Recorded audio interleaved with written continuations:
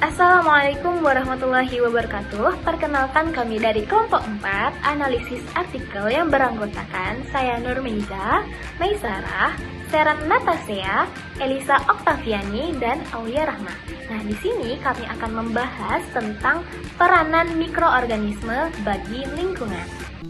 Berikutnya adalah bakteri Bacillus subtilis dan Pseudomonas yang memiliki peran sebagai bioremediasi dan bakteri hidrokarbon oklastik yang memiliki peran sebagai pengurai hidrokarbon.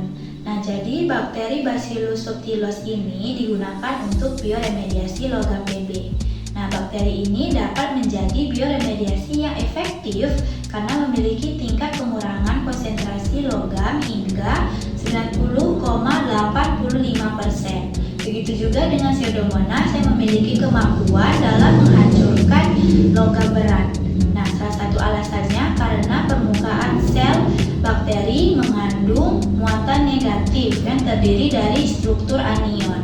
Sedangkan logam berat memiliki muatan positif yang memungkinkan adanya ikatan antar logam berat, partikel, dan juga permukaan sel bakteri.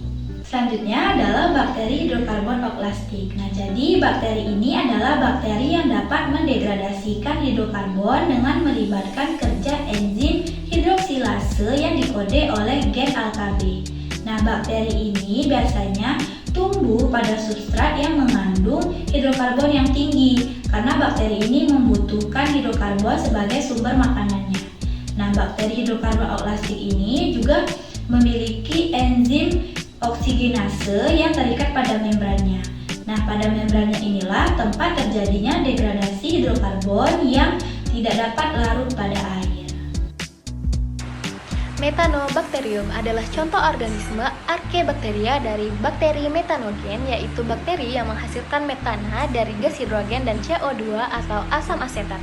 Bakteri ini hidup di rawa sebagai pengurai. Nah, selain itu, bakteri ini juga dapat hidup di lingkungan dengan kadar oksigen yang sangat rendah. Methanobacterium berperan dalam proses pembusukan sampah dan kotoran hewan sehingga menghasilkan alternatif metana berupa biogas. Deinococcus radiodurans merupakan bakteri gram positif yang tidak membentuk spora dan membutuhkan media yang kompleks untuk membentuk koloni. Nah, jadi bakteri ini juga memiliki karakteristik yang unik seperti resisten terhadap gonotoksik kimia, kerusakan oksidatif, dan radiasi ultraviolet. Nah, jadi bakteri Deinococcus radiodurans ini membantu membersihkan tanah dan air yang telah terkontaminasi oleh limbah radioaktif. Bakteri Deinococcus radiodurans ini telah dimodifikasi untuk dipakai dan mencerna toluen dan ion merkuri dari limbah radioaktif. Nah, selanjutnya ada bakteri Nitrosomonas. Nah, bakteri ini dapat mengurangi amonia atau senyawa kimia di lingkungan pertanian seperti kotoran ternak dan pupuk. Nah, jadi dapat menyebabkan polusi jika tidak diubah. Nah, bakteri Nitrosomonas ini dapat membantu mengurangi kadar amonia atau senyawa kimia di tanah dan di air. Nah, bakteri ini juga dapat meningkatkan kesuburan tanah dengan nitrat atau bentuk nitrogennya yang paling mudah diserap oleh tanah. Dengan meningkatkan kadar nitrat di tanah, Nitrosomonas ini dapat berkontribusi pada peningkatan kesuburan tanah. Nah, selanjutnya ada bakteri Cyanobacteria. Nah, Cyanobacteria ini memiliki peran penting dalam ekosistem air laut dan air tawar. Nah, jadi mereka ini melakukan fotosintesis untuk menghasilkan oksigen dan menyediakan sumber makanan bagi organisme lain di dalam ekosistem akuatik. Nah, dalam beberapa spesies mereka ini dimanfaatkan sebagai obat-obatan serta memiliki potensi sebagai sumber energi alternatif dan proses pemurnian logam. Spirotylus dapat digunakan dalam pengolahan limbah seperti mengoksidasi senyawa ferrol menjadi feri yang membantu mengurangi polusi air dan meningkatkan kualitas lingkungan. Spirotylus ini dapat digunakan dalam bioremediasi, yaitu proses penggunaan mikroorganisme untuk mengurangi polusi dan mengembalikan lingkungan yang tercemar.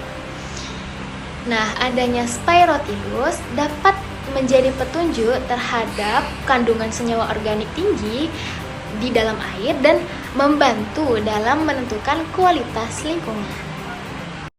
Actinobacteria ini merupakan mikroorganisme yang memiliki populasi terbesar kedua pada bakteri sehingga dapat dijumpai pada berbagai jenis tanah.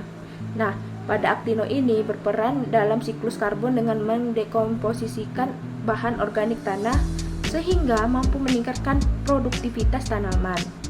Nah, pada Actinobacteria ini memiliki kemampuan dalam memproduksi senyawa metabolit sekunder seperti antibiotik, antiprotozoa, antifungi, serta antitumor, dan juga dapat digunakan sebagai biokontrol terhadap patogen tanaman.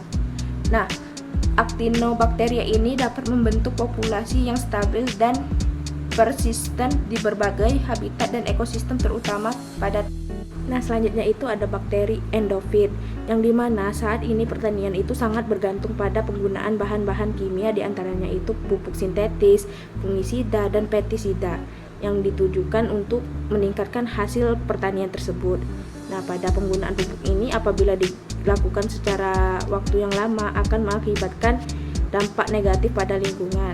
Nah, salah satu untuk mencegah atau mengurangi penggunaan bahan kimia tersebut dapat dilakukan dengan memanfaatkan bakteri endofit tersebut karena memiliki peran sebagai agensi pupuk hayati dari tanaman yang dapat mengembalikan hasil produk optimum yang menjaga kesuburan tanaman. Demikianlah pembahasan yang kami sampaikan.